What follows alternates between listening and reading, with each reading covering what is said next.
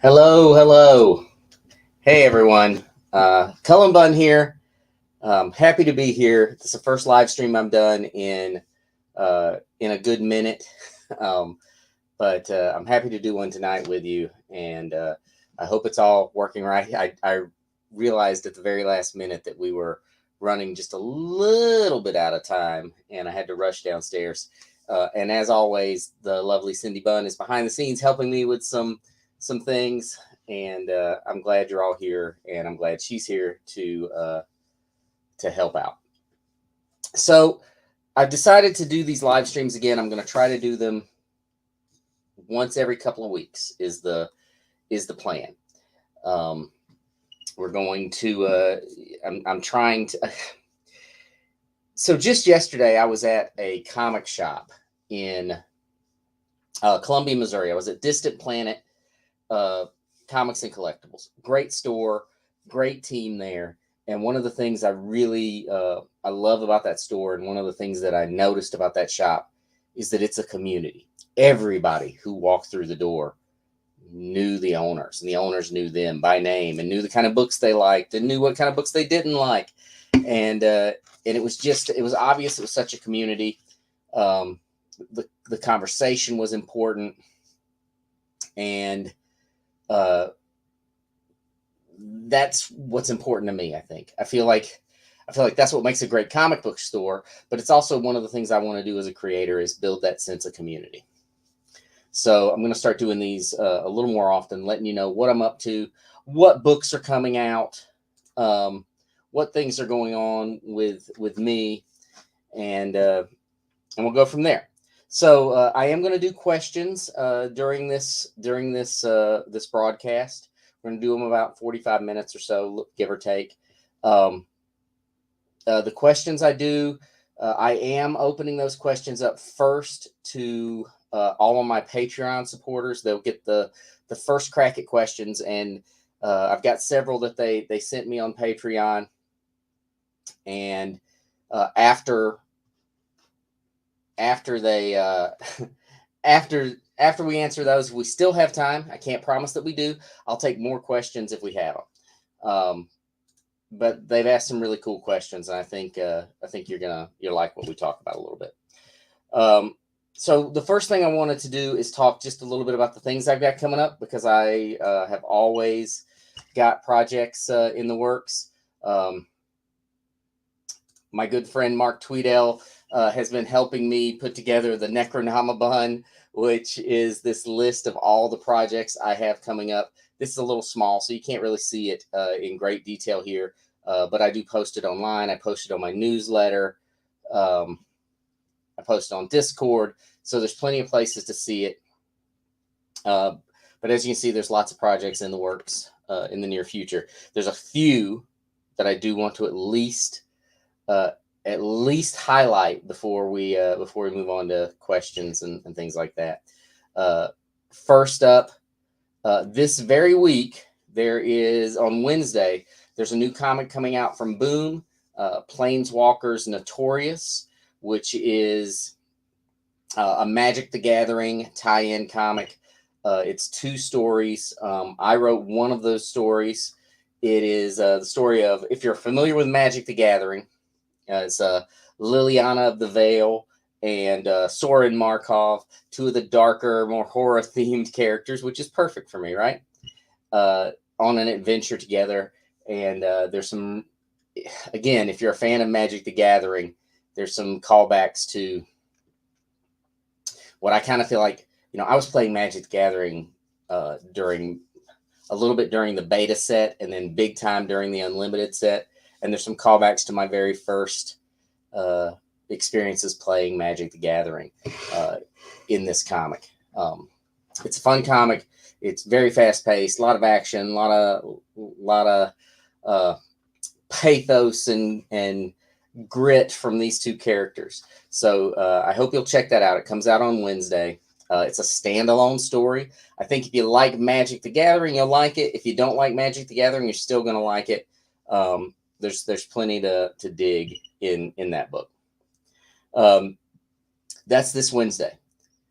a couple of things that are coming up on the horizon. Someone reminded me yesterday that books that are coming out in October are coming up for final order cutoff. And that means you need to let comic book store owners know that you want them before final order cutoff. I've said this many times before. The comic book catalog, the previews catalog that comes out, is the size of a phone book. It is very difficult for comic book store owners to get to know what to order in that massive avalanche of information. Telling them that you want a book helps them immensely. It helps creators. It helps the comic book store owners. It helps you not to miss a book. So if these are books you want, please make sure you tell your comic book store owner or retailer that you want to pre-order these books.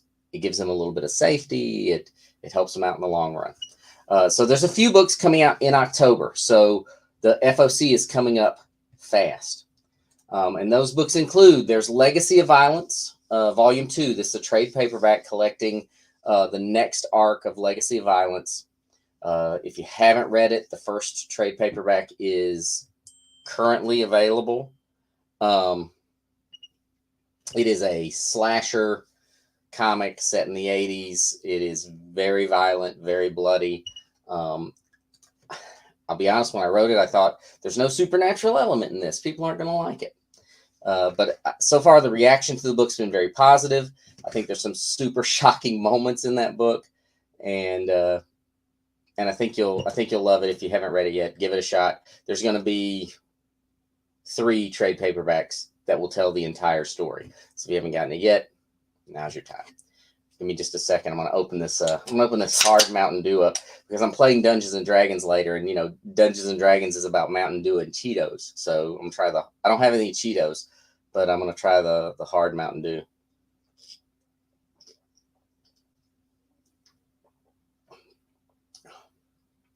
Well, that's not too bad. This is watermelon flavor, and it's 0 sugar, so it's good for me. The next book that I want you to consider for October is The Midnight Show. #1 comes out in October from Dark Horse. This is the first issue of a 4-issue limited series. It reunites Brian Hurt, Bill Crabtree, and myself. We're the team from the 6 Gun, obviously. Unlike the Legacy of Violence, The Midnight Show is 1000% a supernatural book. It is full of monsters. All your favorite monsters. If you can imagine the Universal monsters going on a rampage in a small town. Sounds a little bit like Monster Squad, and it is. Brian and I definitely leaned into our love of movies like Monster Squad and Waxworks, and we just made a really violent version of that. And I think you're going to like the book. It follows this studio that was making movies in the 50s and 60s, a lot like a Hammer studio, Midnight Studios. And their masterpiece film, The God of Monsters, was lost in a fire and has never been shown until this night at this film festival that takes place in the comic. And when that film starts to roll, these monsters start to materialize in town. It's spooky and it's violent and it's a lot of fun. I've been calling it a popcorn comic. I think it's going to be a terrific book, especially to start out in October's spooky season. It's a great book for that. So that's The Midnight Show from Dark Horse. And then the third book I want to tell you about is a real weird one. It's Cullen Bunn's Body Bags. This is connected to my Hustle and Heart, the production company I'm involved in, and Overlook, which is an initiative we're undertaking to do some comics and do some really interesting things. This is from Massive, the publisher. Overlook, not much to look at, right? When you see this cover, well, that is because Body Bags is sealed in a body bag when you get the book. There are 4 different stories available in body bags. There are 4 different endings to the story. There are 4 different monsters that are going to appear in this story, and you will not know which one you're going to get when you buy that book. Like I said, there are 4 monsters.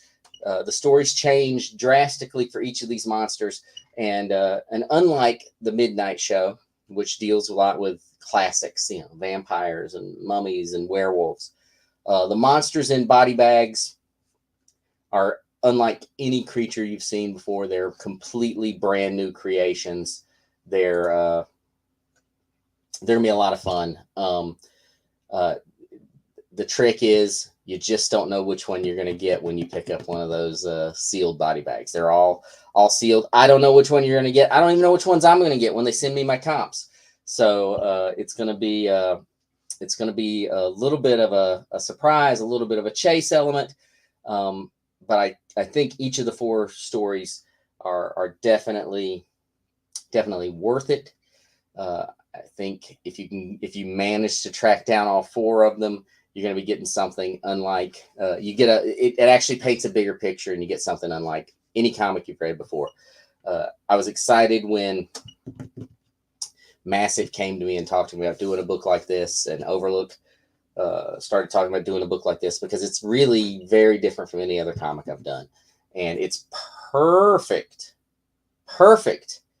for Halloween season. And I just saw a comment pop up from Justin that the FOC for Bloodborne, the new Bloodborne series, I'm guessing issue 1, maybe. The new Bloodborne series is FOC tomorrow, so you need to call your comic shop and let them know you want the new Bloodborne series if you haven't already told them about that. Anyway, several very cool books coming up in October. I want you to check them out, because I think you're going to dig them. The only other thing I want to talk about of upcoming work, it's not coming up in October, but I do want to at least keep it on everybody's radar because it's important to me. I think it's a big push for me. It's something different coming up, and it will really inform a lot of books to come in the future. And that is Beyond Mortal, the trade paperback, volume 1. It doesn't come out until January. It's coming out from Dark Horse. If you're familiar with the Kickstarter we ran, I did a Kickstarter for the first issue of Beyond Mortal. That was successful. We delivered those. But there's more to that story. It was always just the first part of a story. Dark Horse came to us and talked to us about doing a trade paperback for the entire thing, for the entire first story arc. And that's what we're doing. So in January, when that book comes out, it will contain the stuff that came out for the Kickstarter. It will also contain two more issues worth. And when I say issues, they're thick, like double-sized issues worth of content. Beyond Mortal is a superhero universe, but it has a very horrific vibe to it. Beyond Mortal is the really high concept pitch I've been giving is if the Avengers or the Justice League fought the Cthulhu mythos. It's not the Cthulhu mythos; it's a completely new mythos, but that's the idea. The world's greatest heroes have to battle this eldritch evil that's encroaching on their world. One of the reasons, besides I think it's a really great comic, I think Danny Luckert's art is breathtaking in it. I think it's just a great book. Besides that, it's launching an entirely new universe. Dark Horse and I and Danny are already at work on a spin-off series that will take place in the Beyond Mortal universe that they'll be publishing. Danny and I have another one ready to go. It could turn in success, all things turn into something bigger. And I think this will introduce new characters, a new world, new characters, and it's going to be a lot of fun. So that's Beyond Mortal. Just keep it on your radar. It comes out in January. You can tell your comic shops now. Start the word of mouth. If you if you hadn't realized it, comic books is getting more and more complicated to market. So word of mouth continues to be the number one way to get new readers to pick up comics. And I want you to check it out. I'm so proud of the book that I just really am excited for people to read it. Beyond that, I'm working on a ton of new projects, ton of creator-owned books. If you don't subscribe to my newsletter, the newsletter is a great way to keep up to date with all the things that I'm doing. I mean, just this week, I just talked to a publisher. What day is it? 2 days ago about a new horror comic that I'm working on. I spent the last couple of days outlining it. So I'm working on a new horror comic there. I'm working on a ton of stuff for Outland Entertainment and the Outer Shadows imprint. I've got some very exciting stuff there, both on the prose side of things and on the role-playing side of things. So it's been a very productive week, very hectic for me. Maybe a little scattered, but that's par for the course.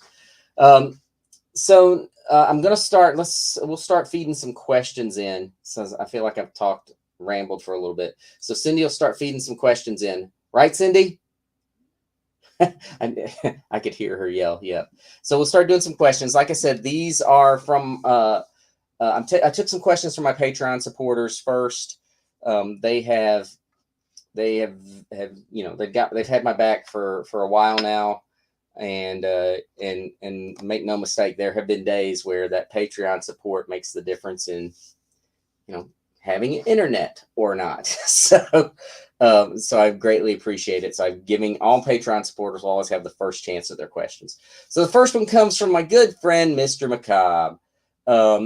I have a question for you, oh mighty Allscribe. If you could reside in one of your fictional worlds, which one would it be? Wow. So the thing is, all the fictional worlds I create are awful. No, I don't create any cheery worlds. They all seem like terrible places to live, except maybe, I think the world from The Ghoul Next Door and Up to No Ghoul. I wouldn't mind checking out that. It's the story of a kid who meets a friend who she's a ghoul and she eats dead bodies, but that's all right. And they explore this town that they live in, which is full of myths and legends, and they explore this necropolis down below, which is full of weird dangers and threats. But it's all kind of charming and fun. So yeah, I think I would pick. The world of The Ghoul Next Door and Up to No Ghoul. There we go. That's my answer. I'm sticking to it. All right. So Sean asks, when working on a long form series like The Six Gun, do you only outline issue to issue with a broad idea of the larger story, or do you outline that larger story first? So what I tend to do for those big series is I kind of come up with an idea. I have the general story, and then I kind of set up, where the story begins, what the midpoint is, and what the ending of that story is going to be. And along the way, maybe some signposts. But I leave myself just tons and tons of wiggle room and flexibility around those signposts. And then I outline issue by issue and try to reach those sort of signpost goals. And, I do that because I don't want to tell the story too much to myself that I get so much. I don't want to have it so cemented in my brain that I don't have any flexibility. I don't want to bore myself. I want to be able to surprise myself. And it happens, time and time again. I mean, Harrow County, for instance, the character Bernice, was never intended to be a major character in the series. She was intended to appear in a couple of issues, but I loved her. Tyler loved her. So she became a main character. The same goes for Priscilla the Goblin. She wasn't intended to be in more than one issue, but we loved her so much. We had the flexibility that we could add her in. And that's the case with, all those long running series. I definitely keep a lot of, I keep it open so that I can switch things up if I need to or adjust. But I still, even with Harrow County, I knew where it started, what the middle was, and how it was going to end. Those additions, those changes, they just influence it along the way.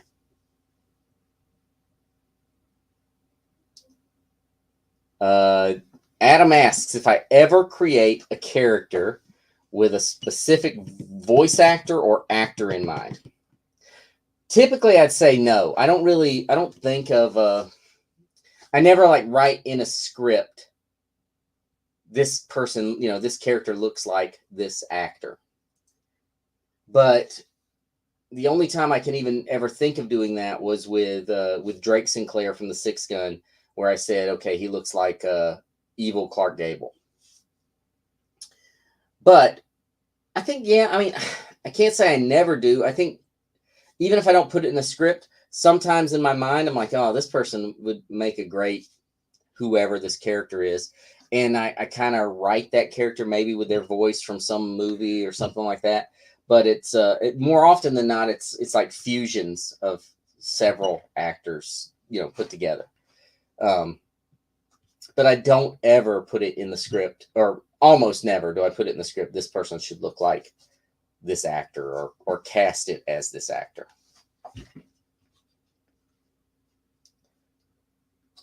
Luis asks, do you have any quick tips for pitching a comic series to a publishing company? A few. Every publishing company is different.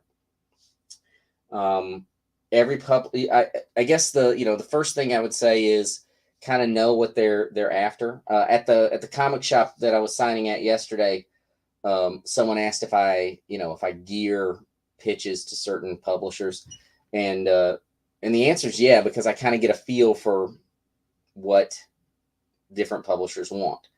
I showed them this comic I'm working on. That's a horror comedy, and it's really kind of zany and weird. That's coming out. It's not announced yet, and it's not on the schedule yet. But that's a book that I knew I could pitch to Dark Horse, but I also knew it didn't fit in with Boom. So, for instance, I knew it wouldn't fit with the vibe of the stuff I've done for Boom and the stuff Boom is doing. So keep in mind the kind of stuff they publish, and then that's an important one.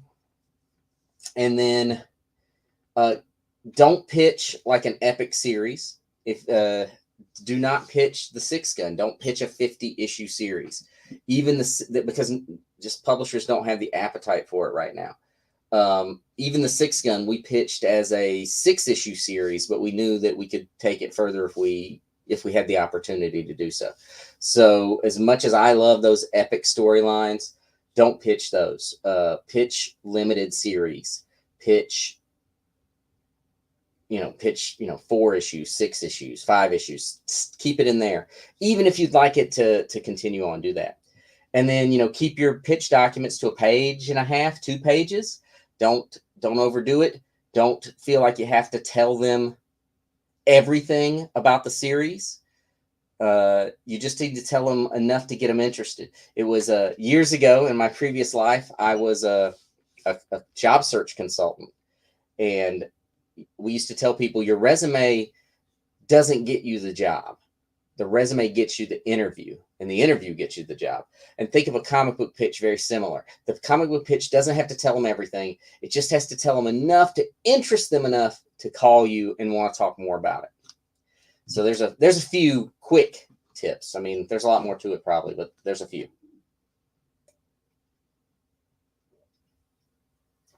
Diogo asks, what happens to your creator-owned stories that you've put in the drawer? Like the awesome idea of Bad Priests. Do they stay in the back of your mind always, or you just forget about them? So he's mentioning Bad Priest, which is on my Patreon. I posted like some art from an old pitch that I did years ago that sadly didn't go forward. But the answer to that is that stuff never dies for me. All of it stays in my mind. I am always looking at a way that I can harvest pieces of it. Maybe pitch the whole thing again. Pitch it when the time comes. But if nothing else, I'm waiting to harvest bits and pieces, like Dr. Frankenstein stitching some sort of terrible thing together. So I'm always pitching, or always picking at it, always thinking about it. I have over here next to me, within hand's reach, several old notebooks full of ideas that and failed pitches, or concepts that never went anywhere, that I will pick and choose from when the time comes. If I'm ever struggling for an idea, well, there they are. There's plenty of additional content right there. So no, they never leave my mind, even the terrible ones. Pierre asks, what is the general way you outline your comics? Is there a specific template that you use, or do you just use a beat board style? I use a very specific style for my outlines. And Pierre, one of the things I promise is I've posted some stuff in the past in Patreon, but here in the next week to two, I'll post like some very concrete examples of these outlines again, so that you can see what they look like. But I believe comic books outlining is vital. I think outlining a comic is, you can't. I don't know how anybody can do a comic without outlining it. Unlike a prose story, comics are very constrained, and it's all about economy. You're limited by the number of issues in a series, and the number of pages in an issue, and the number of panels on a page. So you have to outline. And I go through several. I go through my first outline. I'll kind of rush through it. And like I said, I'll post lots of it on Patreon. My first outline looks sort of like, they run, they fight, they talk, they run again, they fight. And it's just real high level.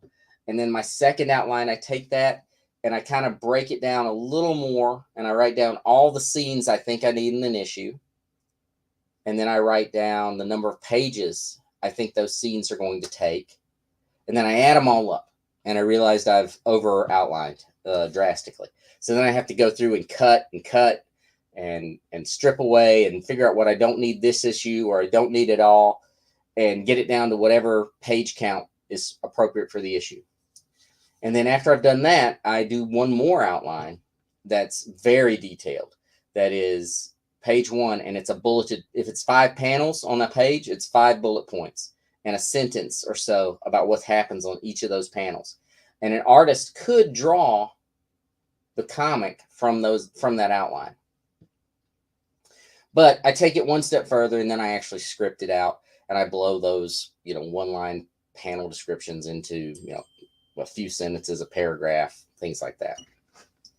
But yeah, that's it. So I go through several stages. I will post all of that on another pass at all of that. I need to find a comic that I've done that I have the outline saved somewhere that doesn't spoil something that hasn't come out yet. But I'll post that on Patreon for you.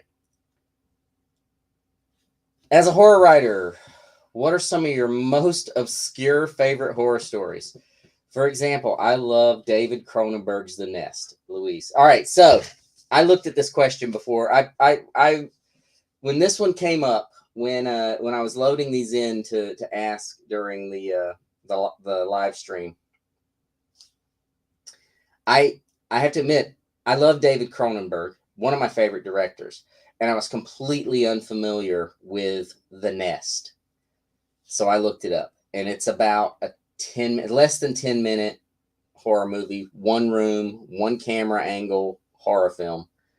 So, I don't know if you consider it horror, but it's a horrible concept. If you haven't found it, you can Google it. David Cronenberg's The Nest. It's worth watching. It's disturbing. It's very disturbing as hell. That said, I don't I don't know if I have anything that obscure. I mean, I think most of, there were a few. I started thinking about it, and some of them I don't have, you know, the titles of. I do, by the way, appreciate Luis, you sharing that, because it was very interesting to watch.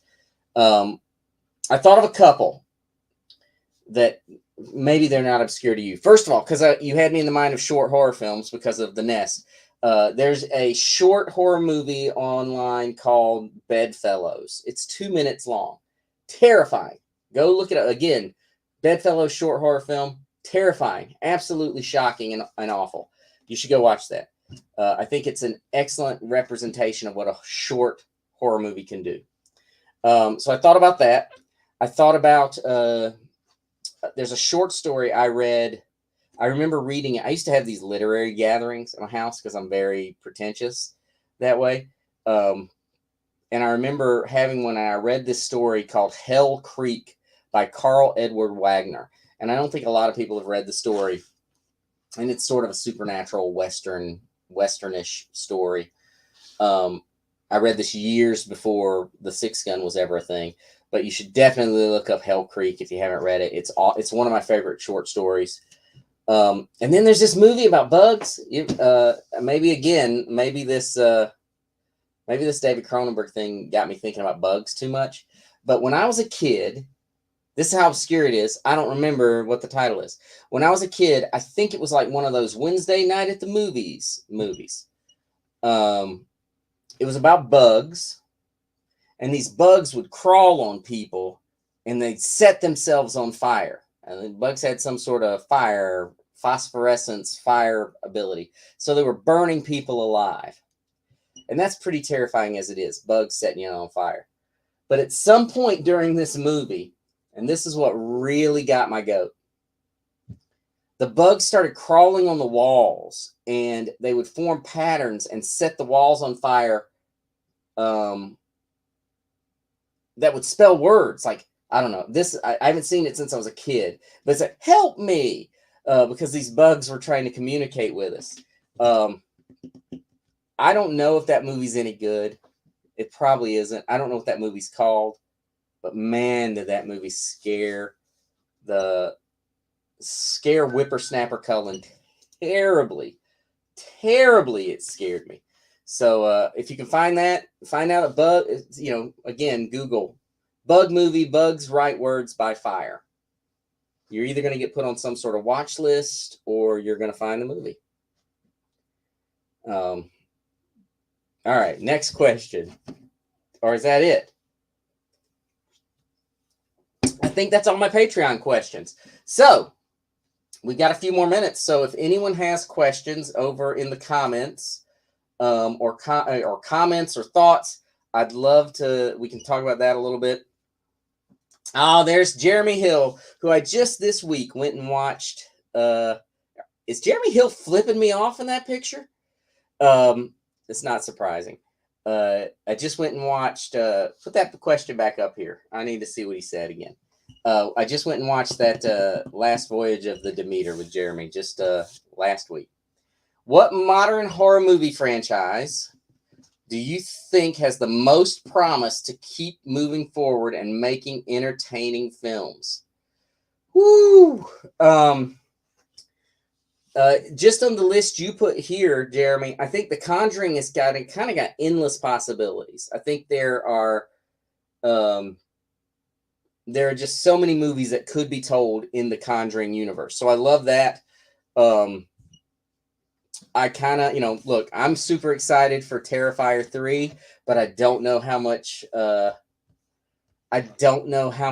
longer they can take that clown cutting people in half franchise ahead. And then if you look at maybe a few years earlier than this, I still think there's something with Phantasm. I'm never going to let go of the idea that Phantasm could be more and longer and forever Phantasm. That's my take on that anyway. But The Conjuring of modern stuff, for sure. That's popping to mind immediately. All right. Other questions? Mark You mentioned recently a story you'd outlined that ended up being 42 pages that you had to get down to half that. When that issue's out, could you explore how you got down to the page line?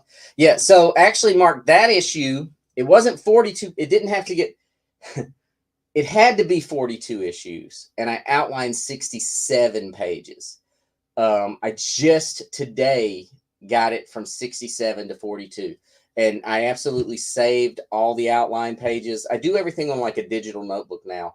But I just this afternoon, maybe 2 hours ago, figured I'd cracked that story and got it down to 42. And yeah, once that story's out and you can read it, I definitely have plans. It'll be on Patreon of this is what it was at 67 pages. How did I get it to 42? And I definitely had to the expression is kill your babies, because sometimes you have to get rid of some of the things you love the most. And yeah, I had to get rid of a few things I really liked in that outline. I admit I emailed my editor at one point and said a few more pages, but that's not going to happen. So I got it to 42 pages though. John asks, what did I think of the last voyage of the Demeter? Well, I don't think the folks I watched it with really loved it. I think it was a very pretty movie. I think it was a good-looking film. The actor who played the captain of the Demeter is one of my favorite actors. I can't think of his name right now because of this cursed Diet Mountain Dew, hard Mountain Dew. But I can't think of his name. He played the Onion Knight on Game of Thrones. I think he's amazing, and he was amazing in the movie. I think it had a couple of very effective scenes, but as a whole, I was just kind of like, it didn't do anything that just blew me away, I guess. So, it was fine. It's okay. How's that for a review? Jasper asks, will I do live streams more frequently? Yes, I plan on doing them about once every 2 weeks. I'm going to be doing one of these. This is really more than anything. This is me trying to figure it out, figure out what I'm going to do and how these are going to play. But yes, every 2 weeks, the plan is the current plan for these live streams. Liam Cunningham, that's him. Thank you, Pierre. Yeah, the Onion Knight. He was also in a great movie called Dog Soldiers, which if you haven't watched Dog Soldiers, you need to go do that right away.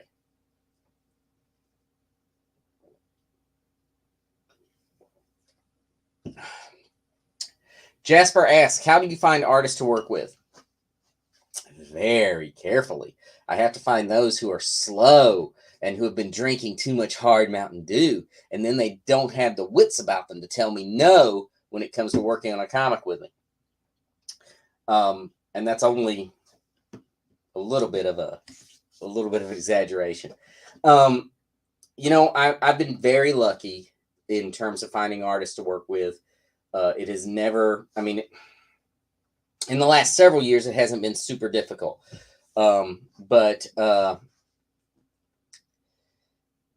It's just trolling websites where artists post their work. You find things that artists are posting. If you like their work, you reach out to them and say, hey, do you maybe want to work on something together?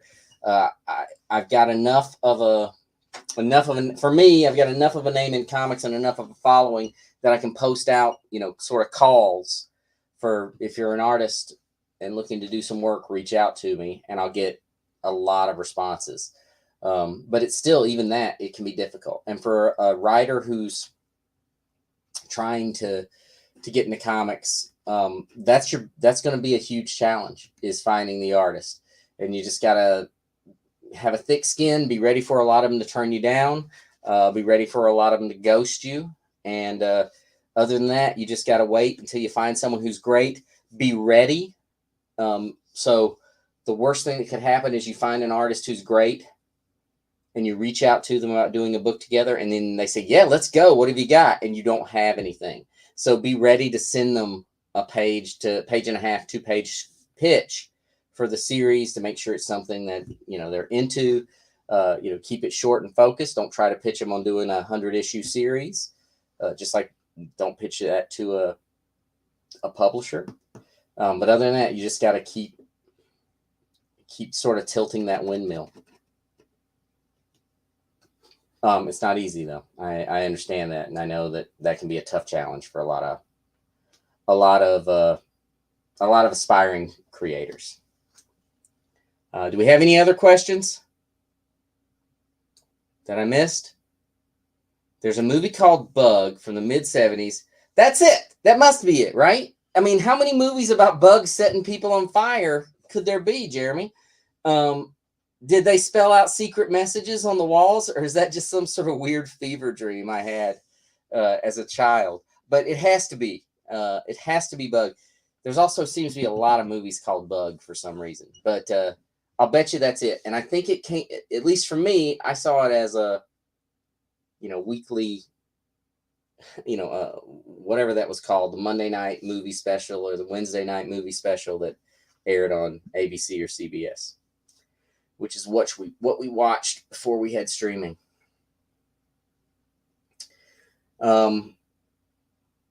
Any other questions? Cindy? Pierre, who's your biggest inspiration for your writing? Oh, Pierre, every morning I see him. When I get up and I look in the mirror in the bathroom, there he is looking back at me. Me, my biggest inspiration. Just kidding. I don't know. I have a lot of people I think of as inspiration. In comics, I think of Bill Mantlo, Chris Claremont. They were big world builders, and they had these big stories that they were telling, and those writers are always going to be big for me, especially Bill Mantlo. And then outside of comics, Joe Lansdale, Bentley Little, Stephen King. Those are just a few. Robert McCammon,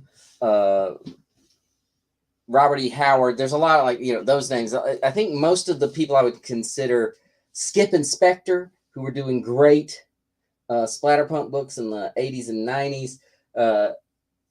Those are the people I'd immediately call out as huge influences. Other questions? We got a few more minutes. I got enough time for maybe 3 or 4 more questions.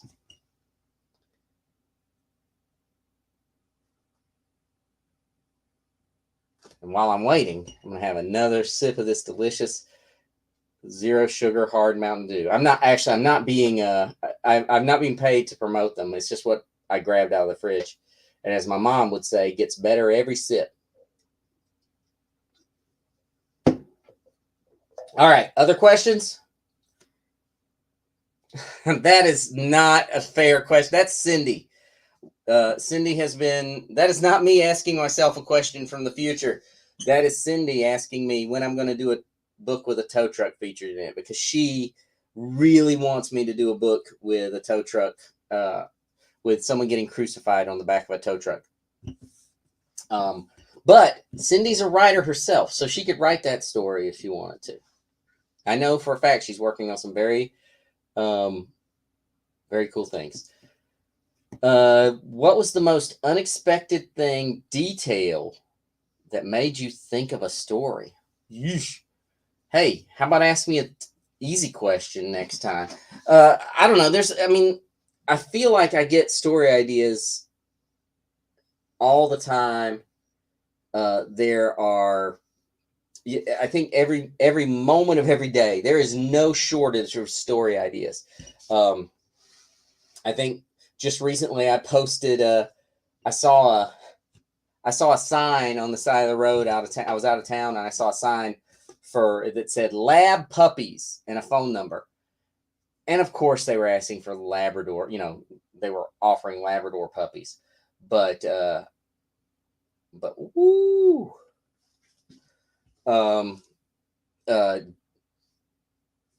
lab puppies got me thinking of puppies from a lab. All right, so that's good for today. I think 45 minutes. We're doing pretty good. I wanted to thank all of you for being here. It means a lot that you came on to the podcast or to the live stream and shared some time with me. I'm going to keep these as short as I can, and